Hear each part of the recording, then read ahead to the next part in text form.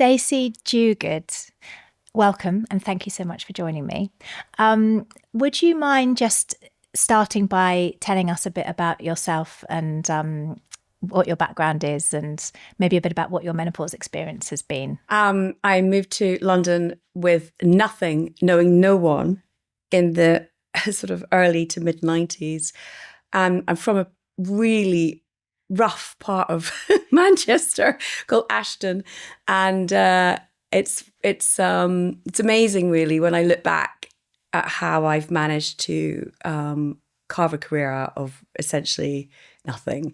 I don't think young people can do that anymore. I'm not so sure if I've worked for some really fancy people, but I'm not a fancy person. So I moved to London and I went to, first job was, apart from all the shop floor jobs, which I won't bore you with, Paul Smith. Okay. And then from Paul Smith, I went to work for Mr. Romani, Giorgio Romani. Him interviewing me when I was about 26 years old was one of the most nerve-wracking things of my life. He walked into the room, looked me up and down, basically went, see. And then from there, I went to work for Prada. I lasted at Prada for 3 months. I hated it because I wasn't fancy. There are certain jobs in fashion where you have to be of a certain class, and I wasn't it. And they quickly sniffed that out because... Oh, interesting. Yeah, it's really interesting. It's really, really interesting. It's sort of, I feel that class is kind of the last barrier that we have to break in this country. You know, if we look at gender equality, we look at, you know, colour, you know, ethnicity. We don't really look at class. Right. I think it's such an important issue. And from Prada, I went to work for Elle magazine, which was the highlight of my life because there I got to be my true self. And I think being your true self is the key to a happier life. And it allowed me to, well, my editor discovered I could write. And that really was a turning point rather of my life. So you've had the editor on here. She's called Lorraine Candy. Yes. And she gave me a column. Oh, so that was the first time I didn't know I could write until I was 30. Wow. I'm still this girl from Ashton deep down somewhere. I know I have a Scottish accent. I was going to say, I do don't sound like you're from Manchester. Oh, my family talk like that. You know, but I don't talk like that anymore. My mum married my stepfather when I was 6. She was working on a till in a supermarket at night, and we were living with my grandparents, and she married the boss of the supermarket. So it was like a sliding doors moment. And we went to live in Edinburgh. Right. That now I can hear it. Yes. Yeah. Yeah. And, you know, that brings me up to the current day, really, where I had my 2 kids back to back in my late 30s. I was at Elle magazine. I left. I went freelance, and I've had some pretty good jobs since. But my career now is on a pivot. I'd say that is probably instigated by a hormonal shift and a huge lifestyle shift, as in I, you know, got divorced. I crashed out of my divorce in a kind of very chaotic way. I had an ADHD diagnosis around the same time as perimenopause. That ability to mask just went with perimenopause. I didn't have the strength or the know-how, it just didn't have the capability, the emotional bandwidth to keep masking, and everything fell apart. Can you describe a bit more about how that first happened and how did you notice what was happening? I was at the time I'd finally just I think I was 44, and I'd finally just got a well-paid job, because jobs in fashion are not well paid. You do them for love. Yeah. And also a promise of a free shampoo and maybe a weekend away. I don't know, like, really. And I eventually did get the job that paid well. And I was the editorial director of Harrods. Oh, wow. And I thought, oh, I've arrived. And then I began to feel quite vulnerable and lonely in my marriage, which was a marriage, you know, we really loved each other, but we didn't pay attention to one another. And we had children quite quickly. And so there was no foundational, you know, background. You know, people go traveling. You mean quite quickly after having met each other? That's right. Right. Yeah. So we met when I was 35 and I had a baby when I was 37. Right, yeah. So, you know, And the vulnerability and the abandonment that I felt, the loneliness that I felt in the marriage, triggered an unresolved issue in my childhood, which coincided with perimenopause. This was pre-ADHD, by the way, diagnosis. But the kind of feeling vulnerable and kind of having this trigger, it's almost like a PTSD reaction to this abandonment, so-called, being not, I felt unloved and I didn't feel seen, didn't feel heard. I felt lonely. And this collision at turning sort of 45, 46, and perimenopause hitting was like the perfect storm. So what happened? Yeah, I can say what happened. I have long wanted to speak to a doctor about this. So I'm sorry that it's you. No, it's a privilege. It's an absolute privilege. I have spoken about this countless times with people. But the thing that I don't like to do, although what I do on my social platforms, I always say it's in service of other women. I will never, ever say, I'm a replacement for a trusted expert. No way. So I haven't spoken about this ever. And it's something I almost want to trademark, but I can't because it happens to lots of women. But I have seen firsthand and experienced firsthand women lose their shit like I didn't think was possible. And yet my mother did it. And of course, I only remembered that she'd done it in hindsight. Wonderful thing, right? What happened was at 45, 46, I still, I'm 51 this year. So 45, 46, I still really did look young. Like I could pass for late 30s. The aging process of that hadn't happened. And you still look amazing. Well, I feel good because I'm through menopause. But at this point, I don't know, there's still a freshness to me. And I mean that in the best possible way. I wasn't, heavily, there was that burden of menopause, which we'll get into, but I still felt like frisky. I had no longer, there's no need for me to wipe my kids' butts or clean their teeth. Physically myself, that manual labor that's involved with motherhood had gone. They were getting themselves dressed. That sounds really silly, but the manual labor involved with getting children. Makes total sense, yeah. Right? Mm-hmm. And it can almost happen overnight, can't it? That you kind of dealt with that stage. I felt like I felt a bit sort of reborn. I felt like I'd got my identity back. Post-motherhood is really tricky. It's a tricky time for women. There's a lot of kind of, introspection. A lot of women have given up careers at that point. I didn't do that because I've never not worked. So when, I watched a lot of the mums at school, like they go off for their coffees and I felt left out, but I also felt, okay. I was like, okay, well, this is a choice I've made. They're all in their gym kit and they're going off for coffee. And I felt a bit lonely. Because I was probably it wasn't the norm in the area that I live in to be going off to work. And so what did I do? I started dressing up in outrageous. I looked like, I don't know, Alexander McQueen, RoboCop, ginormous visor sunglasses. I was like, fuck you all. And I turned up like literally looking like I came off a runway, ludicrous. At the school gates? Yeah. Because I was like, if I'm going to do this, I'm going to do this. And they're all going to know I'm going to go to a fabulous job now, even though I was dying on the inside. Oh, idiot. I wouldn't do that now. I'm so much more confident. It's so interesting, isn't it? Yeah. The confidence shifts. When I turned 50, I was like, I don't need to do that. That was so silly. Anyway, I was dressing up. I still felt like I had it. And I had a job that served, this is pre-therapy, served this kind of part of me that really needed my identity to be wrapped up in what I did, which no longer, because I've had therapy, doesn't exist anymore, thank God. And I wanted attention. So I dressed for attention. I lost weight. I'm super sensitive to my hormones, like hypersensitive.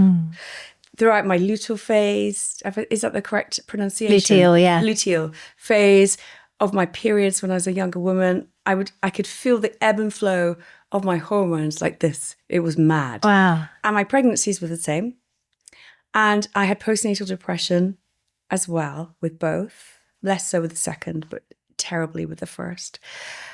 And once you've come through that kind of depression, I wrote a book, and there's a chapter in the book, when I came to record it for the audiobook, I mean, I literally I was gasping.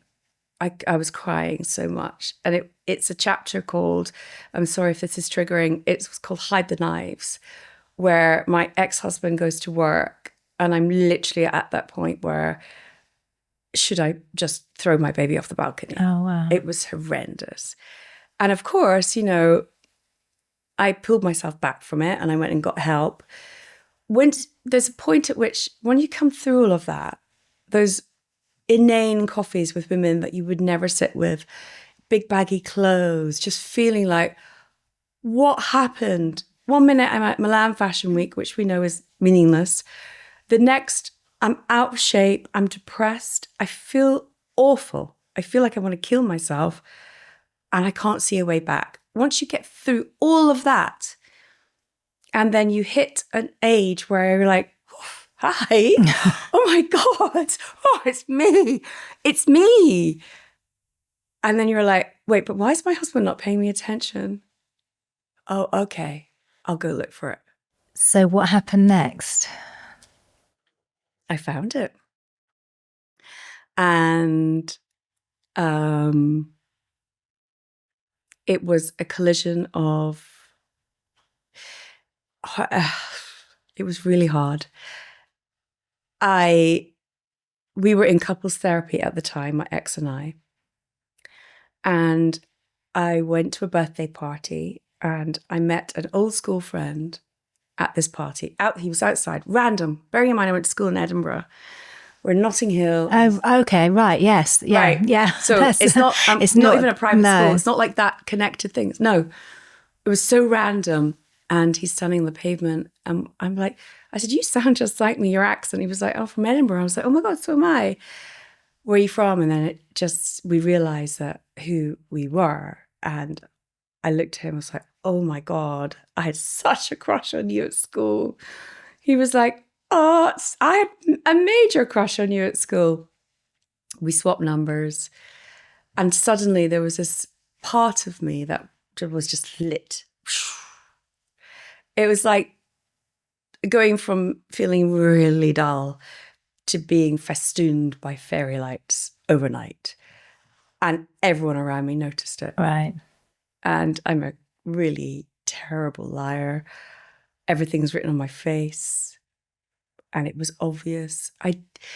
It was one kiss and one night, one kiss initially. And then we had a night together, which was a bit of a disaster because he was also married.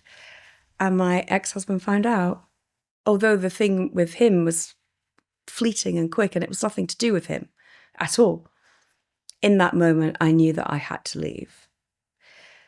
But it was the collision of hormones, I think, that informed the way I left. So do you think that it was the perimenopause that made you act on the meeting with your old school friend, or how? 100%. 100%. And I've not spoken about this before because I don't want to be the person going, well, this happened to me, so it must be happening to you. I would like to know the medical facts actually behind this. I want to know why, and I've spoken to lawyers, and they see a lot of women, 45, 46, coming in and filing for divorce on the grounds of, having exactly as I've described. They've blown up their marriage, something's happened, they've shagged the tennis coach. That's a very obvious cliche, but you know why I'm using it as one. There's something has happened that they have wanted to blow up their entire family structure, dismantle the happiness of their family in pursuit of their own because of hormones. I'm convinced of it. What do you think? Yes, I mean, I think you do see it a lot, and it's hard to know absolutely whether it is just the change in kind of where you are in your life, because perimenopause will always coincide with a kind of career progression, or children growing up a bit, or parents being older, or relationships being stagnant. So there will always, you could, so to extrapolate out and absolutely know that the only reason that something happened is because of hormones is really hard. But we also know that hormones play a big part in how women's brains work.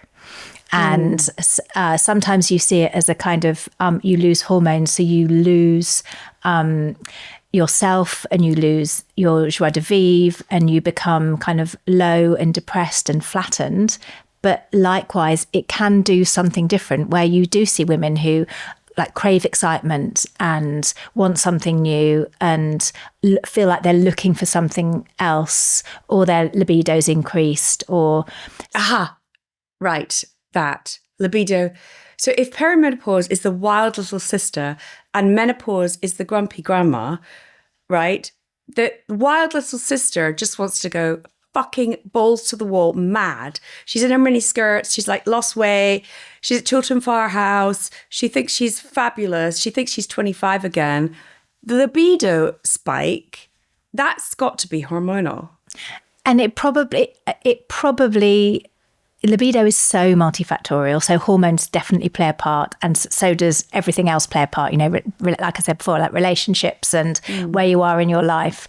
But the hormonal part, the relationship of the hormones with each other, probably plays a part. So some women will lose their estrogen before losing testosterone, and it could be that you have a higher proportion of testosterone that drives libido in some women. And the trouble with a high libido is people think, so if you're not in the know and it's not you've not experienced it, people can think it's quite a funny symptom. They're like, but it isn't. Dear reader, it's not a funny symptom. It can be, well, it can destroy marriages, in the same way that a low libido can destroy marriages. So it is definitely a phenomenon that we do see, not as much as low libido, but we definitely see it. So that's quite interesting. I hadn't considered that before.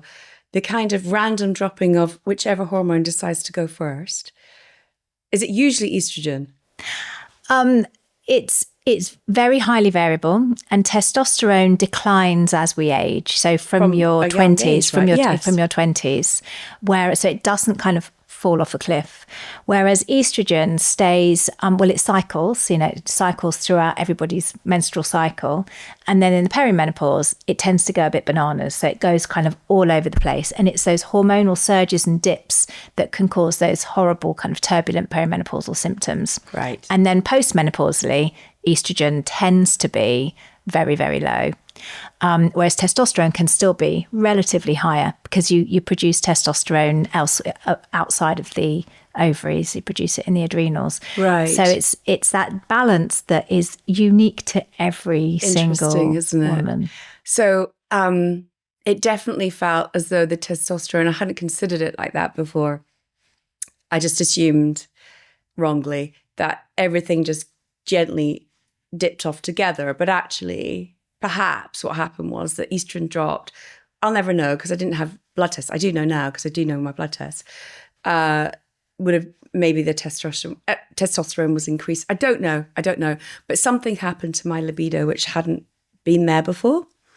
But you're right, of course, it's a culmination of events, right? It's rediscovering your identity, or on the journey to because I would argue that perimenopause is the wild little sister who comes in just to try and mess up your life a bit and just like goes, I'm going to play with all of this.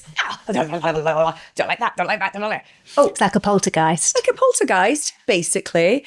The perimenopausal poltergeist. It's been officially diagnosed and named. Because you can't see it and you can't see it. hear it. No, but it's certainly there. But it's there, yeah. And it leaves you, it left me in a rented house that was so unfit for purpose, because I was just, right, I'm out.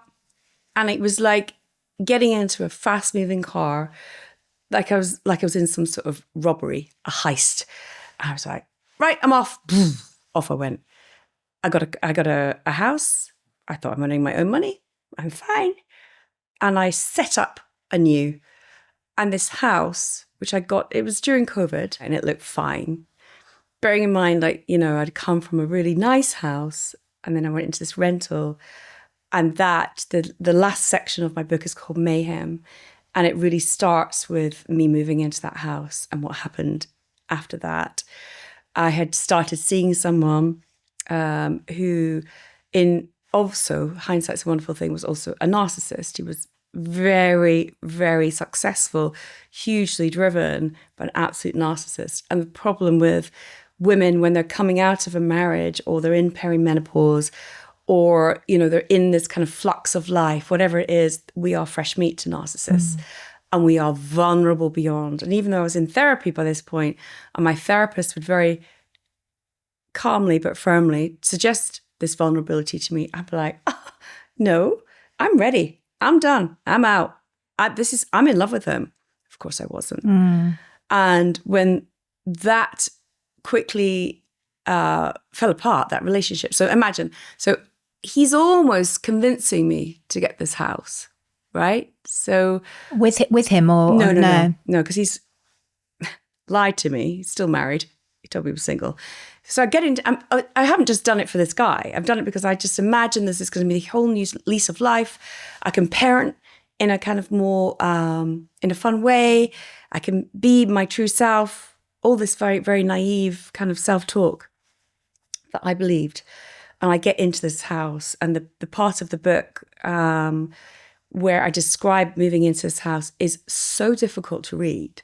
It's so full on. I really feel like, as a duty of care to other women, this is why when I talk about in service of other women, like it's my passion point now, because if I can help, if I can tell this story about what happened to me during perimenopause, and if I can help one woman, job done, I'm happy. Because you know what? This too shall pass. This hormonal flux shall pass. And by leaving my family home, I really did wreck my financial future.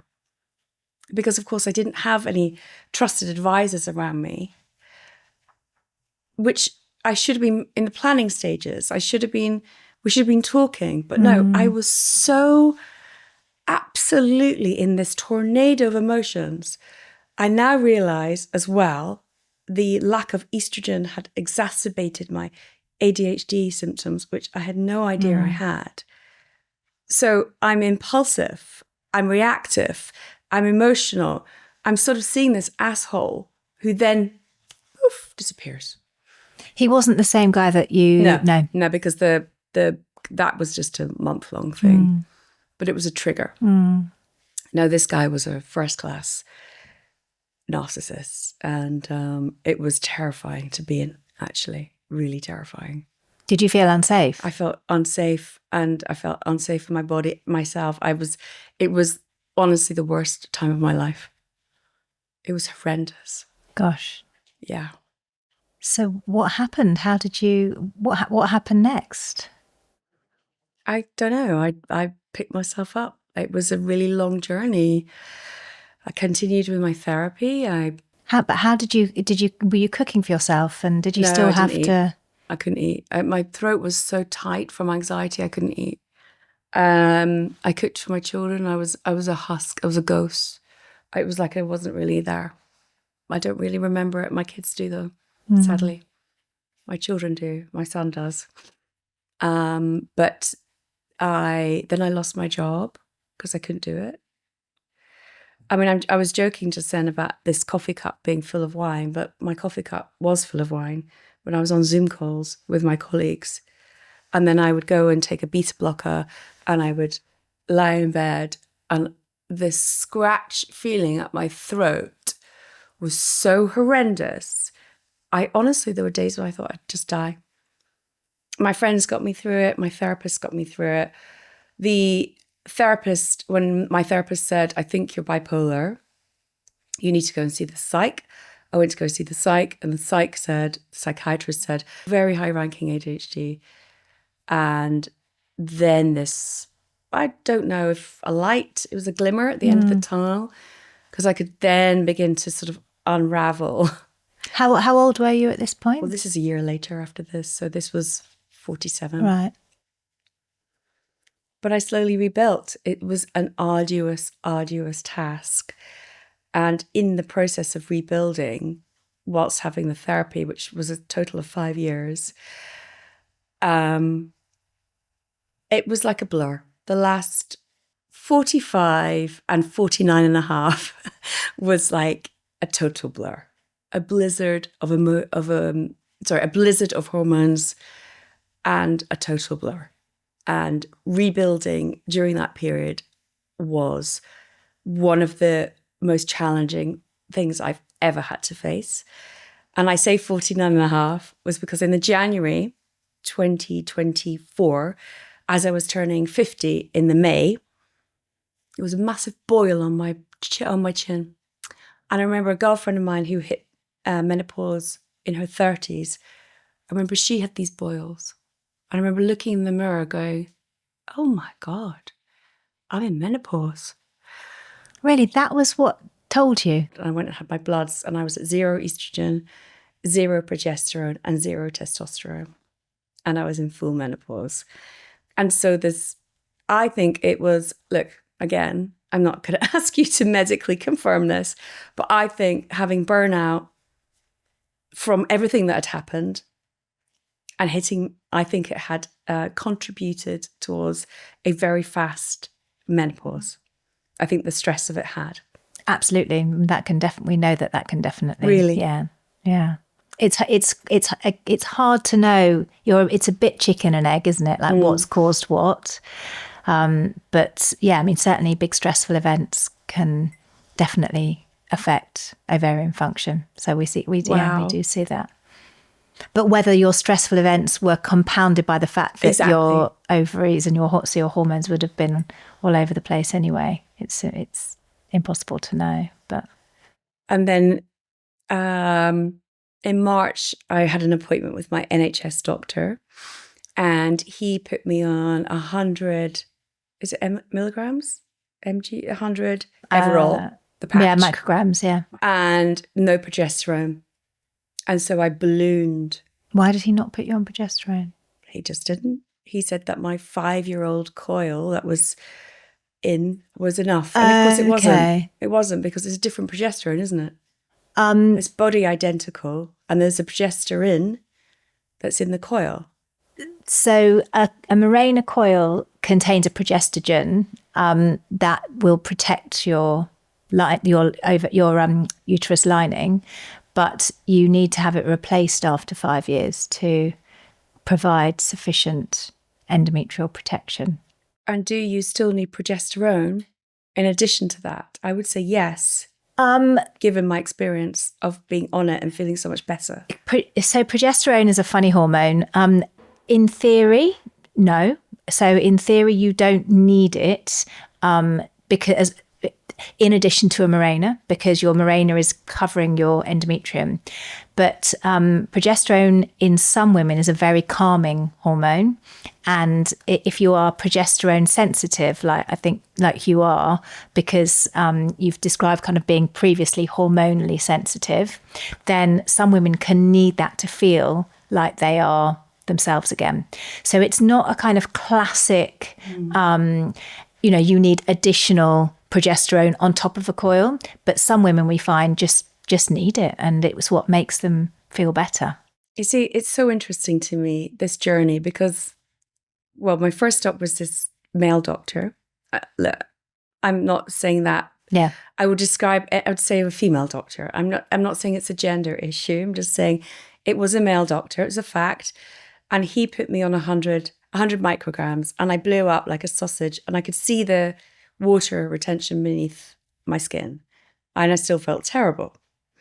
So then I went back for an emergency. Bless them, they saw me, because I turned up to the surgery and I was in tears, and they had these Saturday clinics running to try and clear the backlog last year. Do you remember, like, the NHS were trying to clear the wait list? And I saw this amazing woman, incredible woman, and she reduced the micrograms down to 75, and she put me on 100 milligrams of progesterone.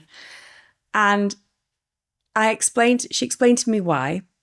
She said, yeah, I probably needed more because the coil was old. Da, da, da, da. That kind of worked. But then I went again and had my hormones tested, and I could see where I was at 0 for testosterone. I went back to try and get testosterone. I was told no, categorically, no, I didn't need it. At this point, I was desperate. I was still highly fatigued and unable to get out of bed in my usual manner. So I went privately. I paid £250 for the appointment, and she put me on 75 micrograms of Estradot, a patch, 200 milligrams of progesterone, and a small dot of testosterone daily. And that was transformational. The progesterone, so what was very interesting about this conversation, which no one had ever asked me before, was when did you first feel the postnatal depression hit? At which week? And I said, it was week 2. And she said that is when women experience the progesterone that is in the placenta, thank you. When that leaves, it takes with it all the progesterone. Now, I had always thought I was progesterone sensitive. Turns out I'm estrogen sensitive by her calculation. So once I got the magic formula, the holy trinity, testosterone, progesterone at the right amount, and the estrogen at the right amount, I began to feel so much better. And now that's the dosage I'm on. And I feel like I've come through the menopause, but will remain on this set of hormones for the rest of my life. I now feel like I can function physically, emotionally, and spiritually, just on every level. So that's me for life. It could, yeah, and it could easily be. The difficulty with getting hormones right is that you can make a guesstimate, but you can't know until you try.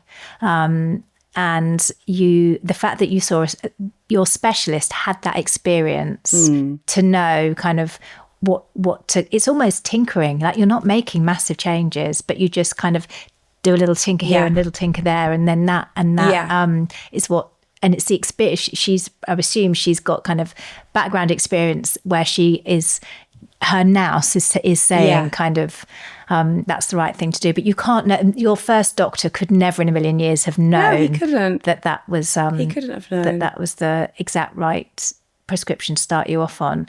But it is just it's an amazing example of how every woman is just so different. And, we sometimes see women who are started on very low doses of estrogen, which in some cases is appropriate, and they don't see any benefit from using their estrogen. And so they end up on something like 100 and they're cross because they weren't started on it.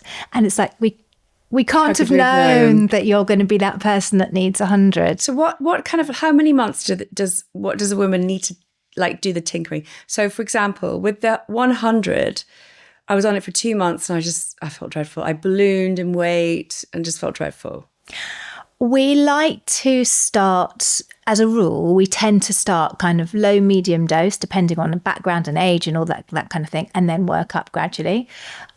So it would be unusual for me to start somebody on 100, for example. And it may be that it was just that you had no estrogen and then you went straight to 100, and that's what caused. Yes, maybe. It was just that big kind of, like when you're first pregnant and you've got that huge surge of hormones and you get, really big tender breasts that kind of appear overnight. Is that an estrogen surge or is that a progesterone surge? It's probably a bit of both. When you're first pregnant? Yeah, it's probably a bit of both.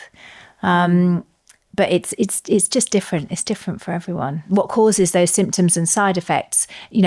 Sometimes we just don't know whether it's estrogen or progesterone. We just right. don't know, because they can both cause similar side effects.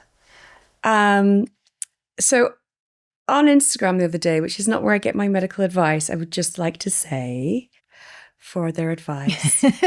This wasn't a shaman, by the way. However, this post, which seemed to read to be quite well informed, suggested that women could be on as much as 400 micrograms, whatever it is, of progesterone. But progesterone is milligrams and estrogen's micrograms. Yes, okay, so milligrams. So she suggested that some women react so well to progesterone, they could in fact be on 400. What do you think of that?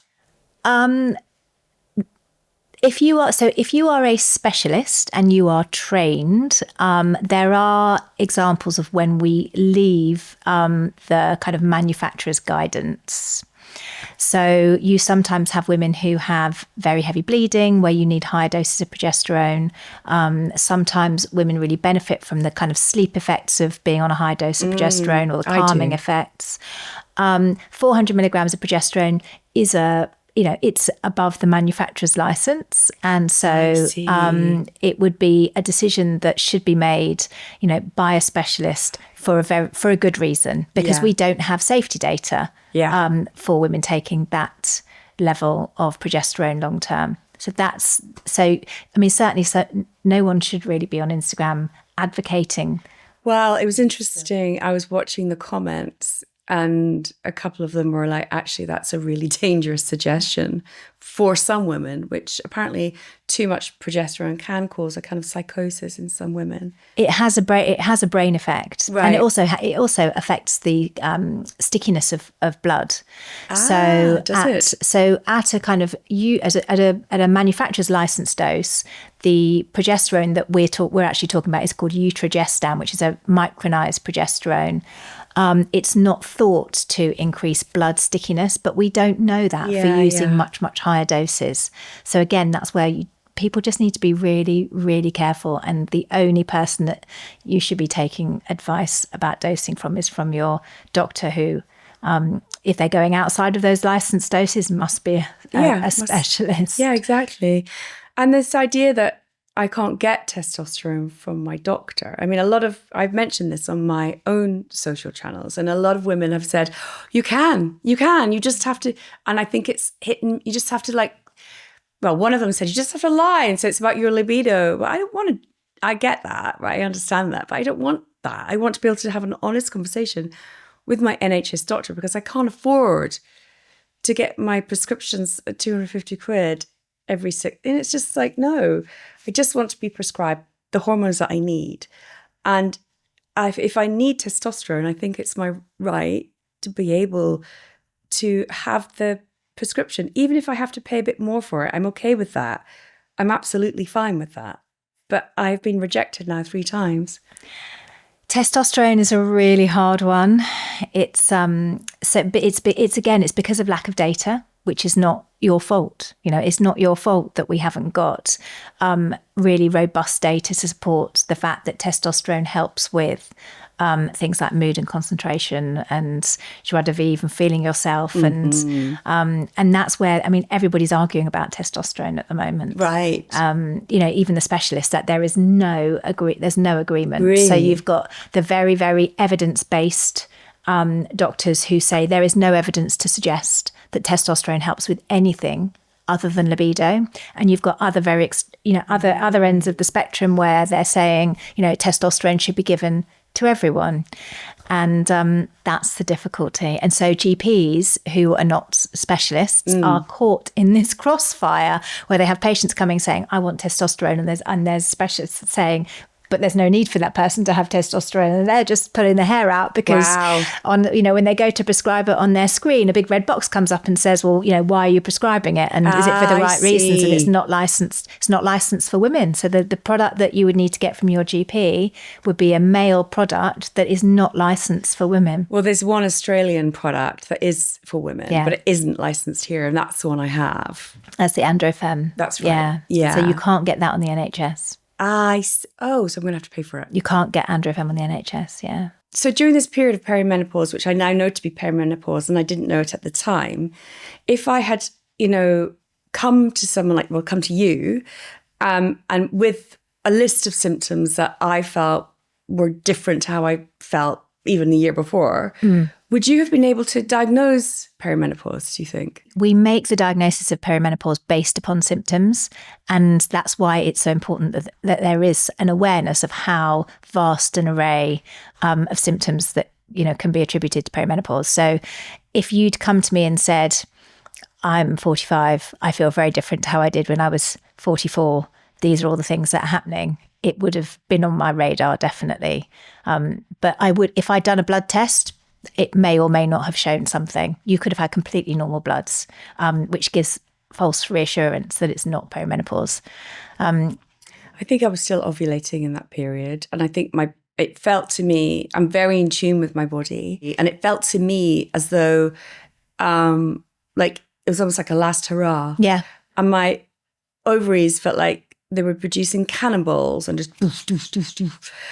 Like go again, have another baby. It felt like that. Is that a symptom? Is that normal? It is. Yeah. I mean, it's definitely a symptom. And I think the ovaries really do sometimes, I say to patients, sometimes it's like they've gone a bit bananas. For example, I didn't go for any appointments with any medical professional because I didn't understand what the symptoms of perimenopause were.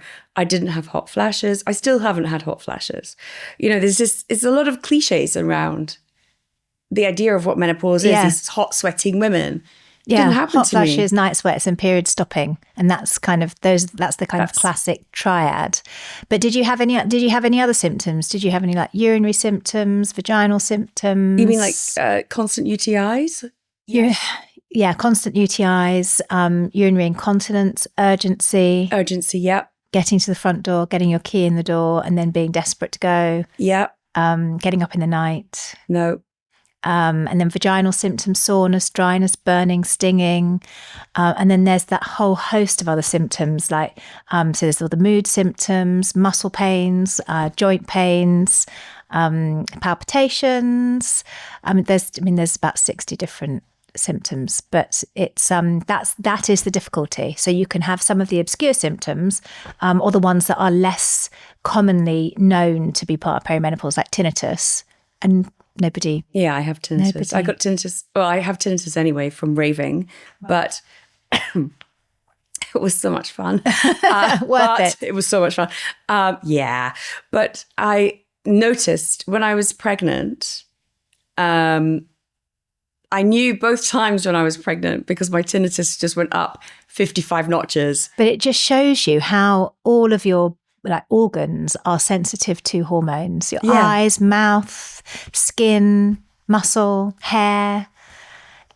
Everything is sensitive to hormones. It's incredible. But it's why in some women it just all can go spiraling out of control. I suppose the thing I did notice was my libido, I would say, but that could also have been a culmination of feeling not seen or heard and feeling lonely in my marriage.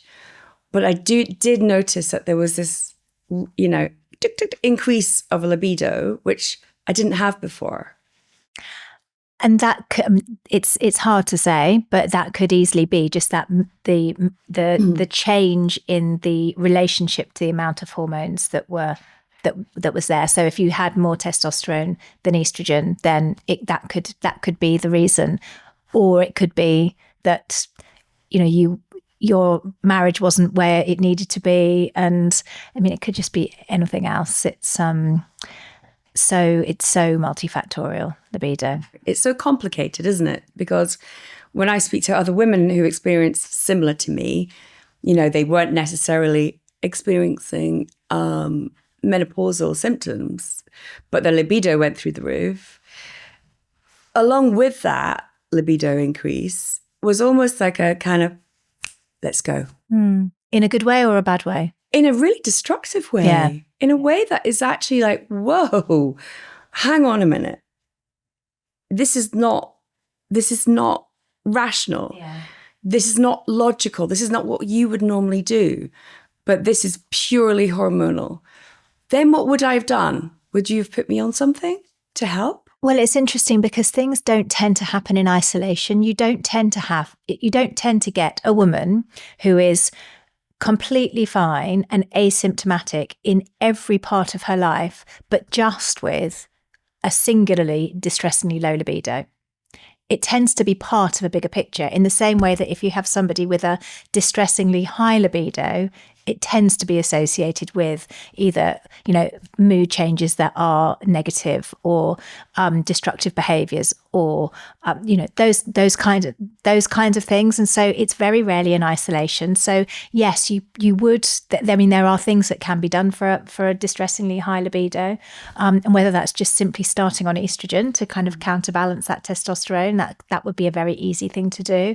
There's more kind of complex things that you can use, but yes, it all needs to be taken seriously, and you also need to ask more questions because it's often not just that one symptom that happens on its own.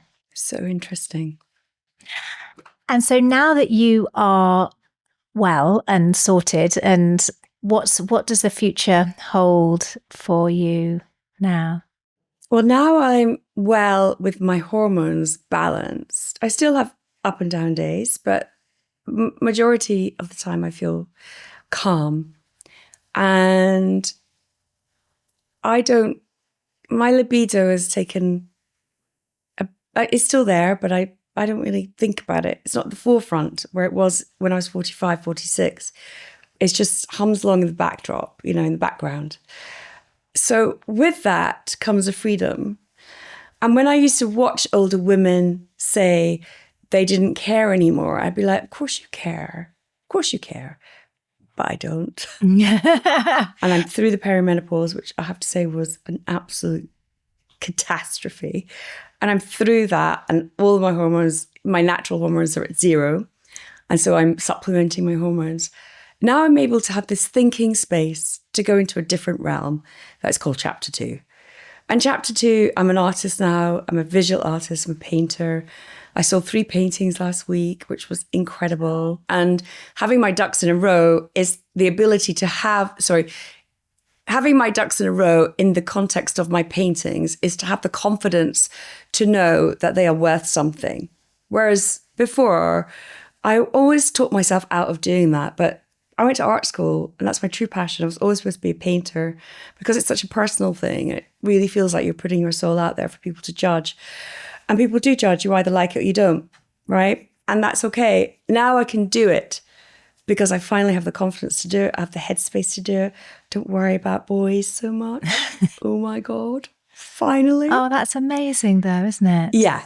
And do you feel like that is going to be your path from now on? Like, yeah, I do.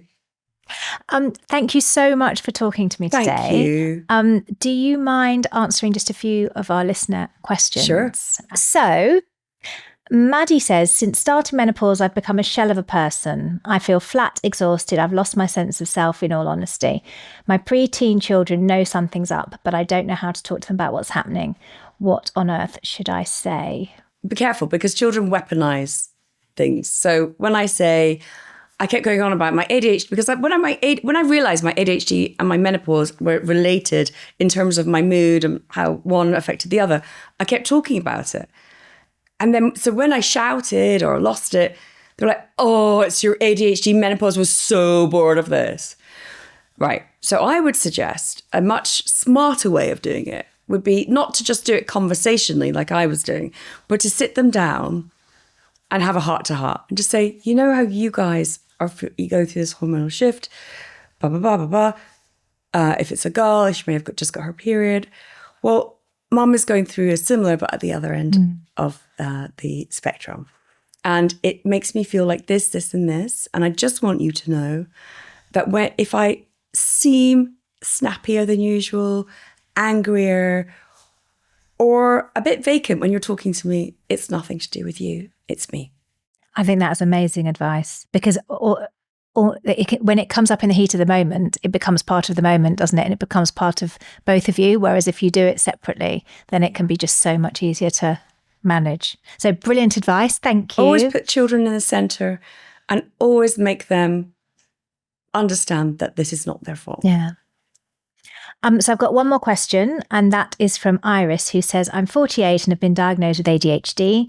Alongside this, my periods are getting much more spaced out, and I believe I'm starting to enter menopause. After some nervous Googling, it seems to me that ADHD and menopause can be a challenging mix. What do I need to know, and how can I prepare myself? That's a really good question, because when I was going through it, I hadn't realized there was this kind of peak ADHD moment and a peak menopause moment, and there was a collision. But I went on, and I'm not suggesting you do this, but this has really helped me. I went on a very, very low dose of sertraline, which took the edge off of my OCD thinking, my anxiety. I was actually able to swim in the sea with my children instead of like screaming about seaweed on rocks, which I have done my whole life, which I think is a really it's a neurodivergent thing, textures. Bath mats in hotels, I'd phone reception and have them removed. Now I'm like, don't even notice it. Lots of very quirky behavior that is to do with sensory overload, actually. Right. So the 50 milligrams of sertraline took that edge off. It knocked it off for me. I was in talking therapy for 5 years, and that really helped. It rebuilt me, but it really, really helped. It was essential, actually. And I think that therapy is essential at this age before we go into the next chapter of our lives, because there's a bit of a dismantling of the old us that we have to leave her behind sometimes in order to find the new us. With all of those things in place, the talking therapy, a bit of sertraline, and the ADHD medication, I was able to clamber back up the grassy knolls, and find my way at the top of the mountain again. Everybody is different, but sometimes using medication does help, and it's not a failure. It's not, there's not something, weak or anything like that about you. It is just literally that you have either a hormonal depletion or a neurotransmitter change or something that you can just use medication and it can help. But everybody's different. Indeed. If Kundalini yoga works, brilliant. But if Kundalini yoga does not work for you, it doesn't mean that you're a failure or that there is nothing out there that can work. So one of my doctors is an ADHD in menopause specialist. So it's really kind of two of them. It's really all they see because there is so much demand for it, but yet there is so little training. And so we talk about patients in our team meetings sometimes because they tend to be more complex with the ADHD and the collision of menopause, and how you described it, whereby it is like women are very good at being able to mask ADHD. They don't realize that they're doing it because they're so high functioning, personality wise, that it can keep it just beneath the surface. And then you have the turbulence of perimenopause and you just can't mask it anymore. So it'd be really interesting to hear how that happened to you and what happened. It's exactly that high functioning, I'm bright enough to, be able to blag it in a room if I haven't done the homework or the research, which, my entire career I'd be like, we're going to a meeting about what? Shit. Right, you're fine. Because we just do that. Yeah. ADHD, my ADHD community, we're like, did you ever prep for anything? Nope, just did it. Yeah. And we were fine. And then, of course, that's not the best way to live. I think because of, as well, like we tend to, our brain, neurodivergent brains tend to absorb more, and it's stored in a filing cabinet somewhere at the back. So if someone were to say to me, oh, but what about X, Y, and Z? I'd just root through my filing cabinet. I'd find it. And mostly, or I'd apologize and say, I'll come back to you. But, I was able to get through it. And with perimenopause, I just forgot everything. I lost it. And it was actually, it was my therapist of 5 years who said, why have you not been at your appointment for the last 3 weeks? I'd forgotten. Right. And of course, I can't run a diary. By the way, you see now I have a diary. It's out, open. And that's only been for the last 2 weeks. I finally found a diary that I can work with that's in grid format because I can't read a list. So when I was at Harrods, I had a PA. She said everything in a list. I still couldn't make sense of it. Still couldn't. It was a nightmare. And was that new? Had you been able to follow? No, I've never been able to do that. But because I was in perimenopause, it was exacerbated. Yeah. And so then I spiraled and my confidence dropped. And then I felt like I was going to have a panic attack. And in fact, I would have to pull myself off from the brink of a panic attack by, like feeling something solid, like a ring under my desk, rooting myself back into the present, Yeah. Otherwise, I'd disassociate. And it was my therapist that said to me about the bipolar thing. I think you're bipolar. Please go see a psychiatrist. Went to see a psychiatrist, and he diagnosed ADHD. But there's so little research to show. I mean, I know why I was so high functioning is because occasionally I would have a burnout that would last a month. But I didn't really put that down to anything. I'd always be harsh on myself. Even though I'd been like, I probably did 6 months work in a week, but had to take a month off. I would always be so hard on myself. But by the way, when the burnout, month off, no one else would know. It would just happen. It would be happening within my body. No one else would know. But this inability to mask from sheer exhaustion or whatever it is, the mask just suddenly goes, and you're like, no more. I can't pretend. I've got all my ducks in a row. I haven't. I never have. And I never will. Do you feel like your ducks are back to where they were kind of pre everything that's happened? I've never had my ducks in a row because it's just who I am. But the fact that I can run a diary for the first time is amazing. My version of having ducks, so many people will say their version of having their ducks in a row would be scheduling, they're organized, they're pre-prepped, they're pre-planned, the food's ready for the food's in the fridge for the dinner, whatever it is. None of that exists in my world. So every day at 5 o'clock I'm going, are you joking? Do we have to do this every day? Oh my God, there's no food. Oh man. Kids, what do you want? Mom, have you not bought food? I forgot. What? It happens every day. My ducks in a row for me are about confidence. So the confidence to say, I haven't done that properly and I will come back to you. Whereas during the menopause or the perimenopause, the last few years, I've just gone, I know I've messed up. So what I'm going to do is I'm going to hide and they won't be able to get hold of me. So I disappear. And then suddenly you're like, now I don't have an income because I disappeared. And then you have to go and apologize. Well, if I disappear, maybe it'll all go away. It'll all go away. And it just makes everything so worse. And it's so much worse. And it's really awful position to be in. Thank you so much, Stacey. That was brilliant. Thank you. I've learned a lot, actually. So have I. No, I'm sorry that you had to go through it. Me too. A really fascinating story. So thank you. Thank you.